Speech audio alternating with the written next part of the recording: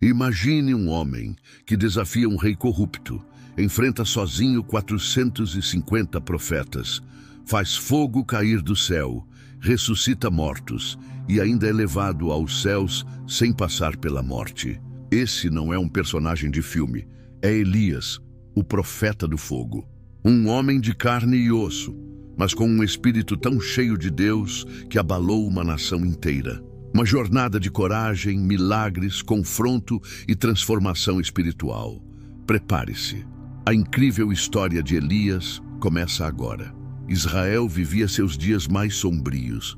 Um povo escolhido, agora entregue à idolatria, dominado por reis perversos e corações endurecidos. Acabe era o rei, e Jezabel, sua esposa, uma mulher cruel, havia trazido para dentro de Israel o culto a Baal, um deus pagão. Os altares do Senhor foram destruídos. Os profetas de Deus estavam sendo perseguidos e mortos. O povo perdido, dividido, confuso. Mas no meio dessa escuridão, um homem se levanta. Seu nome? Elias. De forma abrupta, ele aparece diante do rei e declara com ousadia. 1 Reis 17. Tão certo como vive o Senhor, Deus de Israel, não haverá orvalho nem chuva nestes anos, a não ser pela minha palavra. O céu se fecha, a terra seca, a fome começa, o profeta se retira, e o palco está armado para uma batalha espiritual sem precedentes. Elias sai de cena, deixando atrás de si uma nação sedenta por água e por Deus. Enquanto Israel afunda na crise, Deus cuida de seu profeta. Ele envia Elias ao ribeiro de Querite. E ali, milagrosamente, corvos o alimentam com pão e carne dia após dia. Quando o ribeiro seca, o Senhor o envia a Sarepta, onde uma viúva o acolhe. Mas ela mesma só tem um punhado de farinha e um pouco de azeite. Elias pede que ela lhe prepare um bolo primeiro. Em obediência, ela faz. E o milagre acontece. A farinha e o azeite não acabam. Durante toda a seca, Deus sustenta Elias, a viúva e seu filho. E quando o menino morre, Elias ora com fervor. E Deus o traz de volta à vida. Foi a primeira ressurreição registrada na Bíblia.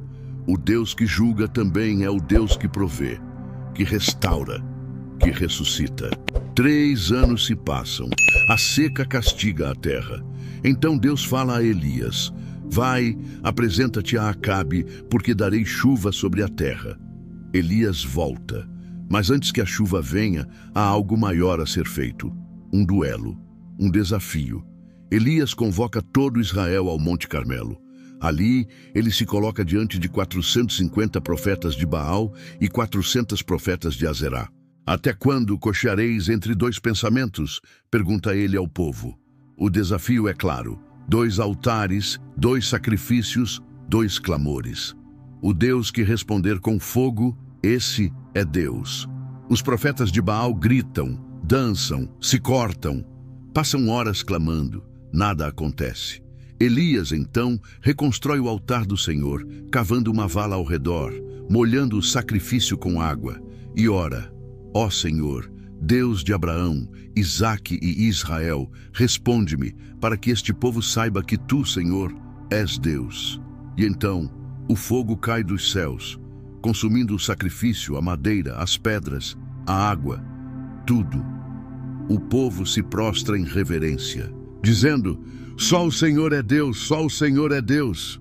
Mas a missão ainda não acabou. Elias sobe ao topo do monte, se ajoelha, ora pela chuva, 1 vez, 2, 3, nada. Até que, a 7ª vez, seu servo diz: há uma pequena nuvem, do tamanho da mão de um homem. A chuva finalmente cai. E Elias, tomado pelo Espírito do Senhor, corre diante da carruagem de Acabe até Jezreel. Mas a vitória logo dá lugar ao medo. Jezabel, furiosa com a derrota dos profetas de Baal, envia um recado: amanhã, a esta hora, eu farei com a tua vida o que fizeste com os meus profetas. Elias foge, vai ao deserto, senta-se debaixo de um zimbro e ora: basta, Senhor, tira minha vida. O profeta do fogo agora deseja morrer, cansado, solitário, desanimado. E é nesse momento que Deus mostra outra face. Ele não repreende Elias. Ele o alimenta. Um anjo o toca, dá-lhe pão e água. Elias caminha 40 dias até o Monte Horebe, entra numa caverna e ali Deus fala, mas não no vento forte, nem no terremoto, nem no fogo, mas numa brisa suave, no sussurro, no silêncio. Deus restaura a alma do profeta e o envia de novo. Elias não foi apenas um profeta de milagres. Ele também foi a voz implacável da justiça de Deus.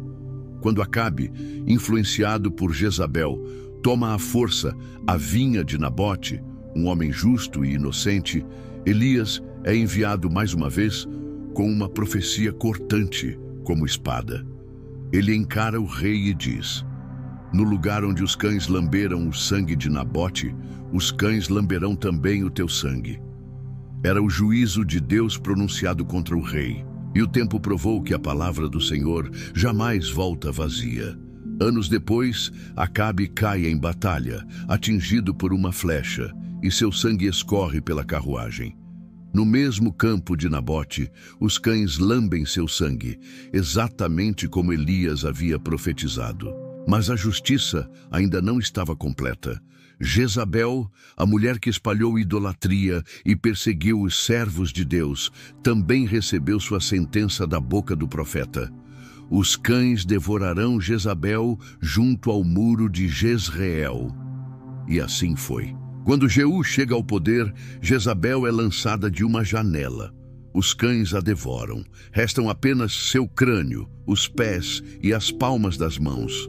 O juízo se cumpriu. As palavras de Elias não eram apenas avisos, eram decretos do céu, porque a justiça divina pode até demorar, mas nunca falha. Elias recebe uma nova missão, ungir reis e escolher um sucessor. Ele encontra Eliseu lavrando a terra, joga sobre ele o manto, o símbolo da sucessão. Eliseu larga tudo e o segue. Mas a jornada de Elias ainda não terminou. Deus o conduz por um último caminho. Ele e Eliseu caminham juntos, chegam ao Jordão. Elias fere as águas com seu manto. O rio se abre. Eles passam e, de repente, um carro de fogo puxado por cavalos flamejantes desce dos céus. Elias é arrebatado num redemoinho e é levado para o céu sem conhecer a morte. Uma honra ser o segundo homem na história a partir desse mundo sem passar pela morte. O primeiro foi Enoque. Então Eliseu, seu sucessor, pega o seu manto e continua o seu legado. Anos depois, Elias volta a aparecer. Ao lado de Moisés, ele está no Monte da Transfiguração com Jesus, representando os profetas, enquanto Moisés representa a lei. E Jesus, o cumprimento da palavra de Deus. João Batista é descrito como alguém que vem no espírito e poder de Elias. O profeta do fogo continua ecoando na história da redenção. A vida de Elias nos ensina muitas coisas, que é possível se levantar contra sistemas corrompidos, que Deus sustenta seus servos nos momentos difíceis, que mesmo os mais fortes podem se cansar, mas não estão sozinhos, que a brisa suave de Deus é mais poderosa que qualquer tempestade, e que a obediência, a fé e o zelo por Deus podem mudar uma nação inteira. Você talvez não chame fogo do céu, mas pode ser uma chama viva de Deus em sua geração. Viva como Elias, fale como Elias, ore como Elias, caminhe com Deus como Elias caminhou. Essa foi a incrível história de Elias, o profeta do fogo. Se você gostou deste vídeo, curta e compartilhe essa mensagem com seus familiares e amigos. Nos ajude a levar a palavra de Deus para mais pessoas. Se inscreva no canal e ative o sininho para não perder nenhuma mensagem da Bíblia Sagrada. Clique no card que aparece aí na sua tela e assista nosso próximo vídeo. Deus o abençoe.